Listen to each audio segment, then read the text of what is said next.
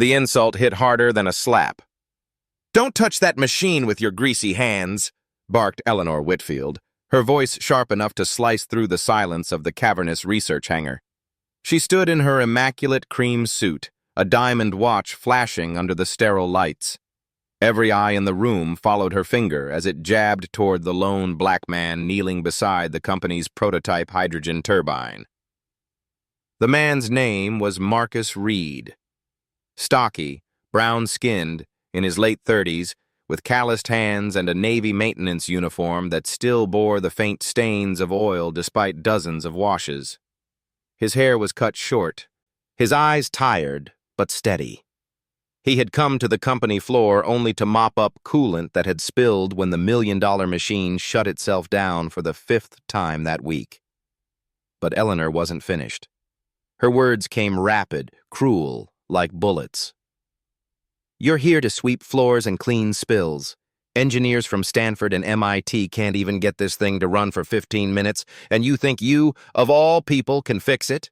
Spare me!" Laughter rippled through the rows of white-coated staff.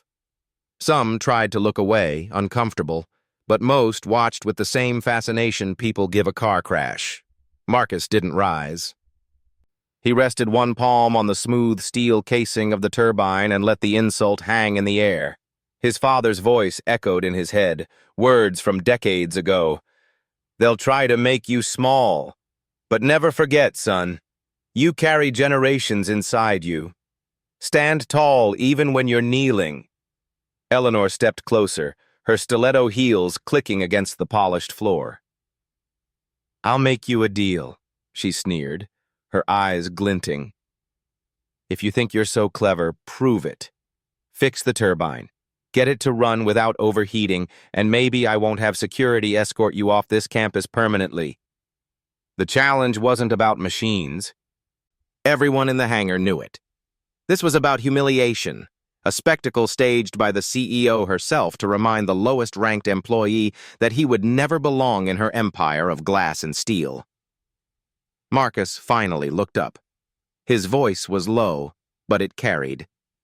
"Give me one shot." The engineers chuckled, shaking their heads. Eleanor smirked, convinced she'd baited him into a trap. To understand why Marcus was even in that room, you have to know his story. He wasn't just a maintenance worker. Years ago, Marcus had earned a degree in mechanical engineering from a small community college in Detroit. He wasn't top of the class, but he was good, damn good. He had a gift for listening to machines, for hearing what was wrong in the hum of an engine, the rattle of a gear. But life had a way of derailing dreams. His mother fell ill just as he finished school, and Marcus became her caretaker. The big job offers never came. Bills piled high. The only steady work he could find was maintenance, janitorial, custodial, fixing pipes and patching walls. One temporary gig led to another until finally he landed at Apex Dynamics, a company that prided itself on being the future of clean energy. He told himself it was enough. A paycheck was a paycheck. But every time he walked past the labs and saw the gleaming machines, something inside him ached. Now, standing in front of that hydrogen turbine, surrounded by engineers in $1,000 suits and lab coats, Marcus knew he'd been invisible for too long. The turbine itself was infamous within Apex Dynamics. A $3 billion contract with the federal government depended on it. Investors from Germany and Japan were flying in weekly to check progress. And yet, no matter how many times they rebuilt, recalibrated, or rewired, the machine always failed in the same way. It ran beautifully for exactly 14 minutes and 37 seconds. Then the readouts screamed harmonic instability detected. The turbine rattled like a dying heart and collapsed into silence, smoke hissing from its vents. Every fix, every algorithm tweak, every million-dollar solution had failed. The best minds in the world had come up short. Which is why Eleanor's challenge carried such cruel weight. She wasn't giving Marcus an opportunity. She was setting him up to be laughed out of the building. Word of the spectacle spread fast. By noon, The hangar was packed. Engineers, interns, administrators, even security guards lined the walls, some balanced on stools for a better view. Eleanor orchestrated the entire scene like a conductor, her every gesture designed to keep Marcus in the spotlight. "Ladies and gentlemen," she announced theatrically, "today you'll witness what happens when arrogance meets reality.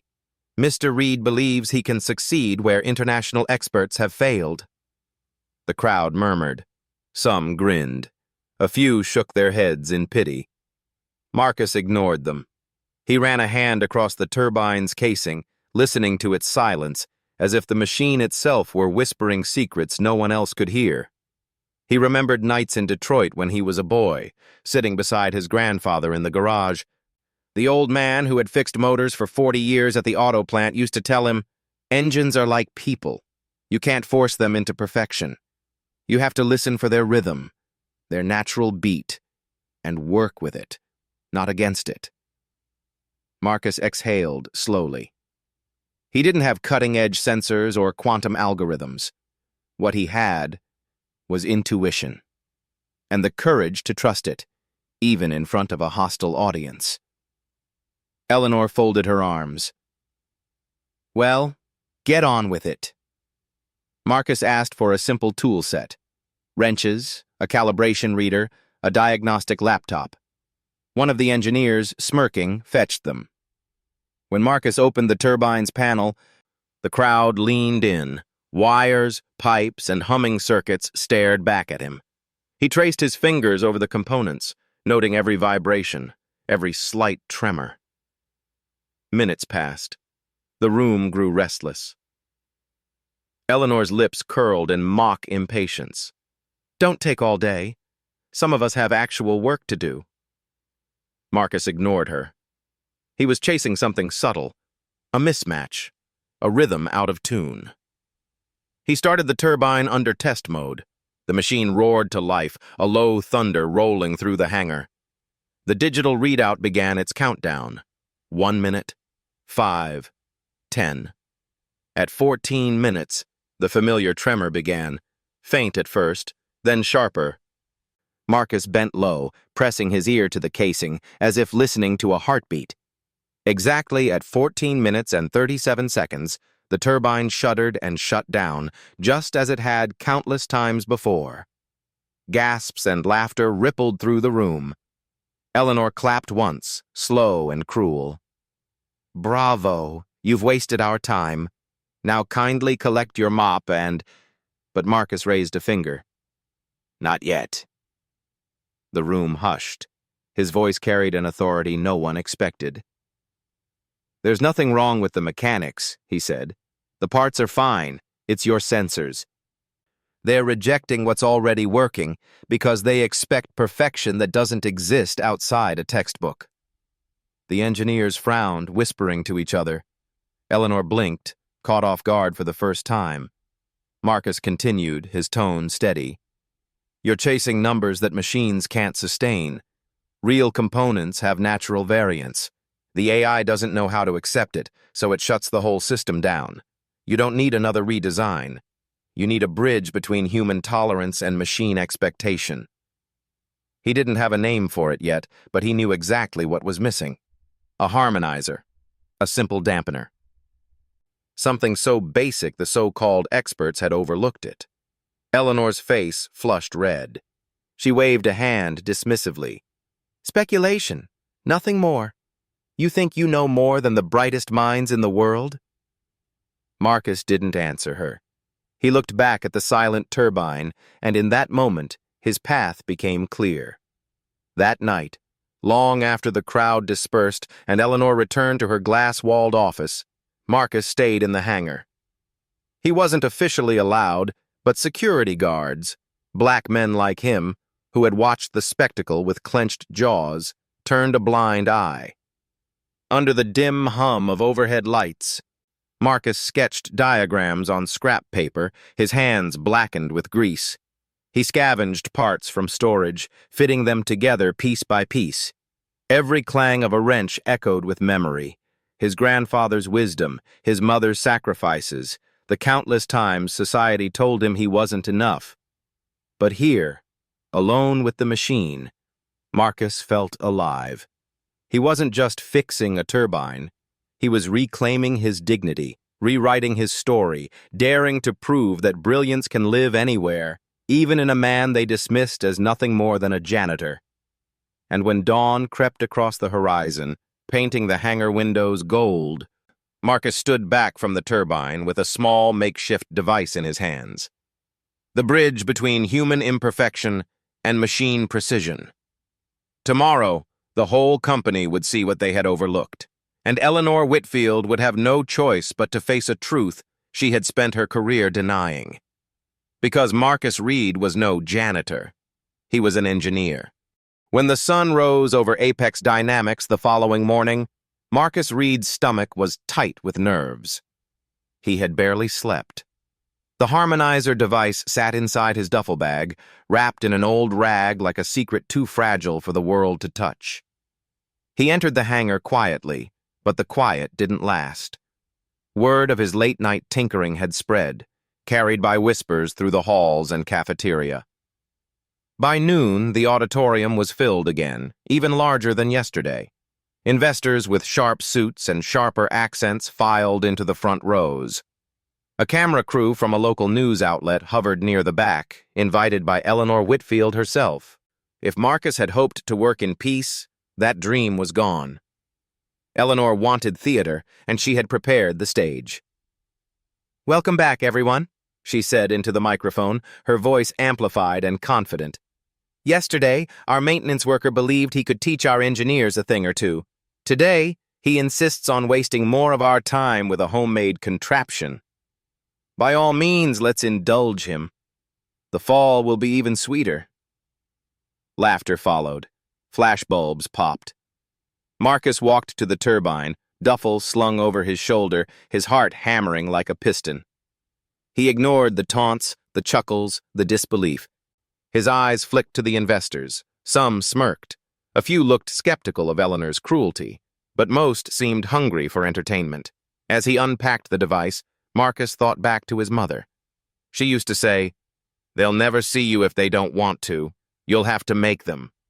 He bolted the harmonizer into place, his movements sure and methodical. The machine accepted the addition like it had been waiting for it all along. From the side of the stage, Eleanor's voice cut sharp. "Careful, Reed. Don't hurt yourself. Liability lawsuits are expensive." He didn't look at her. He couldn't afford to. When the last bolt clicked, Marcus straightened. He wiped sweat from his brow and nodded to the control booth. "Start it." The turbine came alive with a low rumble, smoother this time, like a well-fed animal purring. The digital countdown began on the big screen. 1 minute, 2, 5. At 10 minutes, the familiar tension thickened the air. Everyone knew what was coming. At 14, murmurs spread. At 14 minutes and 30 seconds, eyes locked on the readout. 32 seconds. 34. 36. The error never came. The turbine kept running. Strong. Balanced. Gasps filled the auditorium. Engineers leaned forward, scribbling furiously. The investors exchanged glances, their skepticism melting into awe. 15 minutes passed. 20. 30. The turbine purred on, flawless, stable. Marcus felt his throat tighten. He wanted to laugh, to cry, to shout. But he stood still, hands clasped in front of him, waiting. Finally, at 45 minutes, the test supervisor shut it down manually. The silence that followed was deafening, and then the applause began. Tentative at first, then thunderous. Eleanor's face was pale. Her smile was frozen in place, brittle as glass. She leaned toward the microphone, searching for words. Well, why? "It appears our janitor has stumbled upon something useful," she said through gritted teeth. "Of course, this is hardly a solution without further testing. Anyone could have gotten lucky." But her voice was drowned by the roar of the crowd. Engineers rushed to Marcus, shaking his hand, clapping his back. A few investors stood, offering congratulations in thick German accents. Cameras flashed, capturing every second of the unlikely triumph. In the middle of the chaos, Marcus closed his eyes. For the first time in years, he didn't feel invisible. The celebration didn't last.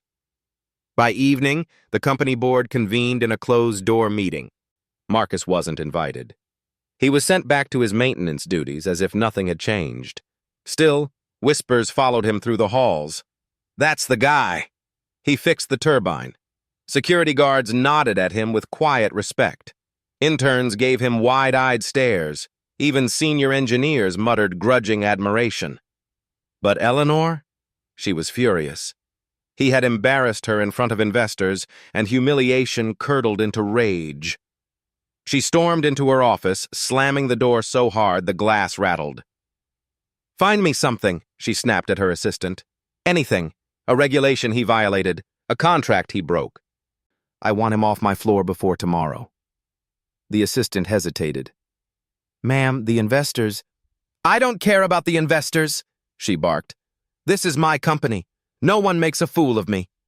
That night, Marcus sat at his small kitchen table in his one-bedroom apartment, staring at his calloused hands.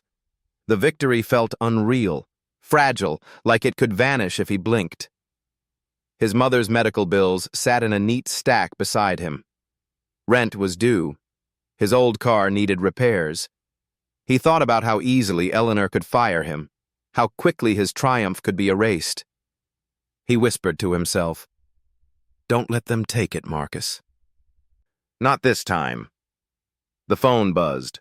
It was a message from his old mentor at community college, Professor Allen. The professor had seen the news clip already circulating online. "Proud of you. Always knew you had it in you. Don't let them silence you." Marcus smiled faintly, but beneath the smile was steel. The next morning, Eleanor escalated. She ordered Marcus to present his device to the board personally, not to honor him, but to discredit him. She wanted to prove it was a fluke, a lucky guess, nothing more. The boardroom was a cavern of polished oak and glass, intimidating in its scale. Eleanor sat at the head of the long table there, flanked by senior executives and legal counsel. Investors dialed in via massive screens. Marcus entered quietly, carrying the harmonizer under one arm. His uniform looked out of place among the designer suits, but his posture was straight, his eyes calm. "Explain your toy," Eleanor said, waving dismissively. Marcus placed the device on the table. His voice was steady, almost gentle. "It's not a toy. It's a dampener. It aligns the AI's expectations with the natural tolerances of the machine. Instead of rejecting parts for being human, it teaches the system to accept what works in the real world." A silence followed. The phrasing struck something deeper than mechanics. One of the board members, Dr. Samuel Green, leaned forward. "Are you saying our entire engineering division missed this?"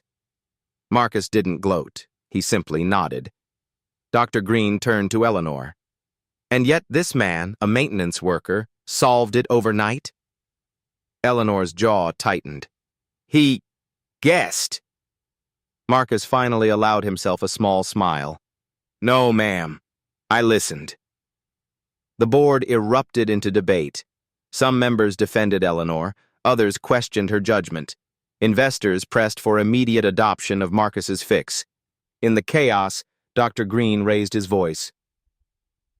"We must recognize talent where it exists. Mr. Reed should be promoted. His insight is invaluable. To ignore him would be not only foolish, but discriminatory." The word hung in the air. Discriminatory. Eleanor paled. She knew the optics were dangerous.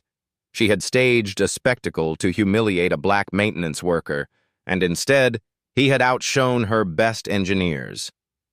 The investors weren't blind, nor were the cameras. For Marcus, the days that followed were a blur. Journalists requested interviews. Colleagues treated him with newfound respect, though some whispered behind his back. The harmonizer was tested, replicated, and confirmed. It worked flawlessly. But with recognition came pressure. Eleanor's allies tried to undermine him, questioning his credentials, his education, even his character. Rumors spread. Did he really invent it himself, or did someone feed him the idea? Was it luck, plagiarism, a fluke? Marcus carried himself with quiet dignity. He knew the truth. He also knew the fight wasn't over. At night, he thought of his grandfather's words again. Stand tall even when you're kneeling. And for the first time in his life, Marcus understood. Standing tall didn't mean pride without fear. It meant refusing to shrink even when the world tried to push you back into the shadows. By the end of the week, the board reached a decision. Marcus would be formally recognized for his contribution. A new title was proposed: Senior Systems Engineer, a pay raise, a seat on the development team. But that recognition came with strings and an unexpected twist that Marcus never saw coming. Because Eleanor Whitfield wasn't finished. Not by a long shot. The promotion should have felt like triumph. Marcus Reed, once invisible, was now named Senior Systems Engineer at Apex Dynamics. His face appeared in press releases, his invention credited with saving billions in government contracts. Journalists called him the unlikely genius, the man who listened to machines. But inside the company, storms brewed. Eleanor Whitfield hadn't forgiven him. She accepted the board's decision with tight smiles and public grace, but behind closed doors, she simmered. Her pride had been shattered, her authority dented, and in her mind, the man responsible was Marcus. She couldn't fire him anymore, not without looking vindictive, but she could make his life hell. The sabotage began subtly. Meeting invitations never reached him until the last minute. Reports he submitted mysteriously went missing. Projects he contributed to were credited to others. Eleanor ensured he was left out of photo ops, promotional campaigns, and high-level discussions. When Marcus raised concerns, her allies dismissed him as paranoid. "You're new here," they said. "Give it time. Adjust." He recognized the tactic. Gaslighting, the same game he'd seen play out his whole life. When you call out injustice, they tell you you're imagining it. But Marcus wasn't imagining it, and he refused to shrink again. Meanwhile, outside the company, his story spread. Social media caught fire with hashtags. #Listen to Marcus, #Hidden Genius. Community leaders in Detroit hailed him as proof of overlooked black talent. Emails poured in from young students who said his courage inspired them to believe in their own abilities. Yet Marcus remained humble. In interviews, he never insulted Eleanor, never gloated. He spoke instead of perseverance, of listening to both machines and people, of the dignity in every kind of work. Behind the humility, though, he was exhausted. One night he sat in his apartment with his mother, who had grown stronger after years of illness. She sipped tea while he slumped at the kitchen table, shoulders heavy. "They're trying to break me, Mama," he admitted. "Every step I take forward, they shove me 2 steps back. Maybe I don't belong in that world." His mother reached across the table, her frail hand covering his. "Son, don't let them steal your gift. You didn't climb this far just to give up. You belong anywhere you decide to stand." Tears burned Marcus's eyes, but he nodded. Her words lit something inside him, a fire that reminded him why he endured. The real breaking point came 3 weeks later.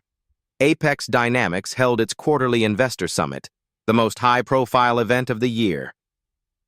Eleanor strutted across the stage in her tailored suit, presenting charts and projections, basking in the spotlight. When the time came to unveil the stabilized turbine, Marcus expected to be acknowledged. After all, it was his harmonizer that made the breakthrough possible. But Eleanor introduced it as our engineering team's collective achievement.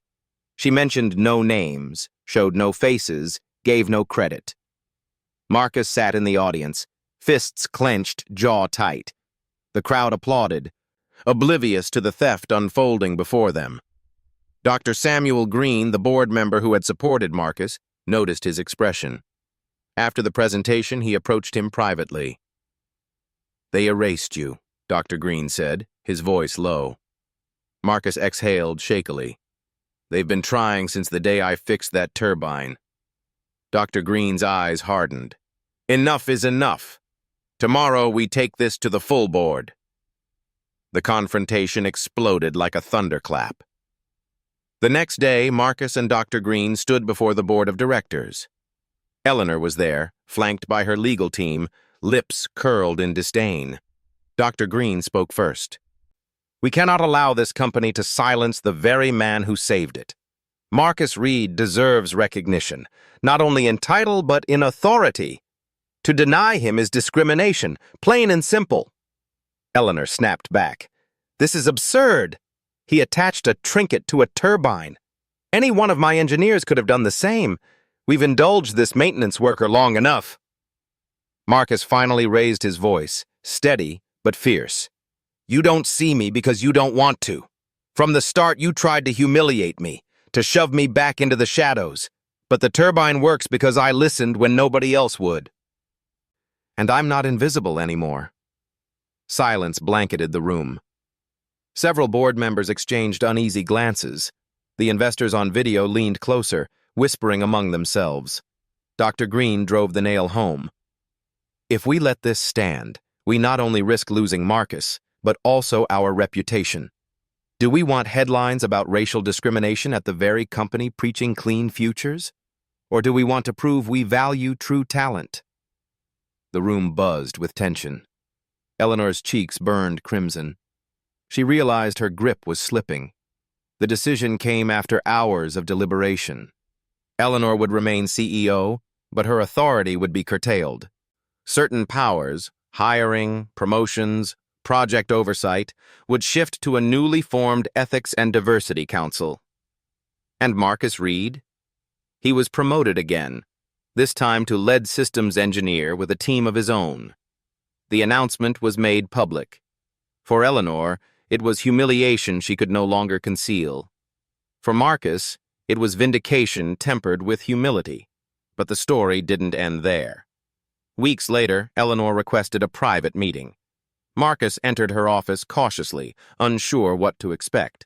She stood by the window, looking out over the city, her usual arrogance dimmed. When she turned, her expression surprised him. Vulnerable. Almost human. "I owe you an apology," she said, voice soft. "I let my pride, my prejudice, blind me. I saw you as less because of where you came from, because of what you looked like. And you proved me wrong. You saved this company. You saved me, though I didn't deserve it." Marcus studied her carefully. Part of him wanted to reject the words, to remind her of every insult, every cruelty. But another part remembered his grandfather's wisdom. Revenge feeds the wound. Grace heals it. He nodded slowly. "If you're serious, then change how you lead. Don't just say the words, live them. Give others the chances you tried to take from me." Eleanor's eyes glistened. "Teach me. Show me how." And so, something unexpected happened. Eleanor attended diversity training not as punishment, but as transformation. She sat in workshops, listening to voices she had once dismissed. She asked Marcus questions, sometimes awkward, often clumsy, but earnest. The process wasn't overnight. Prejudice doesn't vanish in a single apology. But cracks appeared in her armor, and through them, growth seeped in. For Marcus, the journey was bittersweet. He knew trust wouldn't come easily. But seeing the most powerful woman in the company ask for guidance reminded him of the larger lesson. Change is possible, even in the unlikeliest of hearts. Months later, Apex Dynamics unveiled its fully functional hydrogen turbine to the world. The press hailed it as a leap forward for clean energy, On stage, Eleanor introduced Marcus as the lead engineer, giving him the credit he deserved. Cameras flashed, reporters cheered, but the most powerful moment came afterward, when Marcus stood before a group of interns, young, hopeful faces from every background. He told them, "Don't let anyone define your worth. They'll tell you you don't belong. They'll try to silence you. But your gift matters. Your voice matters. And sometimes, the world needs exactly the perspective they're trying to erase." The interns applauded, some with tears in their eyes. That night, Marcus returned to his apartment, exhausted but fulfilled. His mother sat in her chair, smiling proudly. "You stood tall, son," she whispered, "just like your grandfather taught you." Marcus smiled back, his heart light. For the first time in years, he believed not only in himself, but in the possibility of change. Because the true victory wasn't the turbine or the promotion, or even the recognition. The true victory was forcing the world to see what it had tried to ignore. And that's where this story leaves us, with a reminder that resilience can turn humiliation into triumph, that prejudice can be challenged, and that even the proudest hearts can learn humility. What do you think? Can people truly change once they've seen their own prejudice exposed? I'd love to hear your thoughts in the comments below. If this story moved you, please like the video, subscribe for more, and share it with someone who needs to be reminded of the power of resilience. Because hidden genius is everywhere, sometimes in the very people the world tries hardest not to see.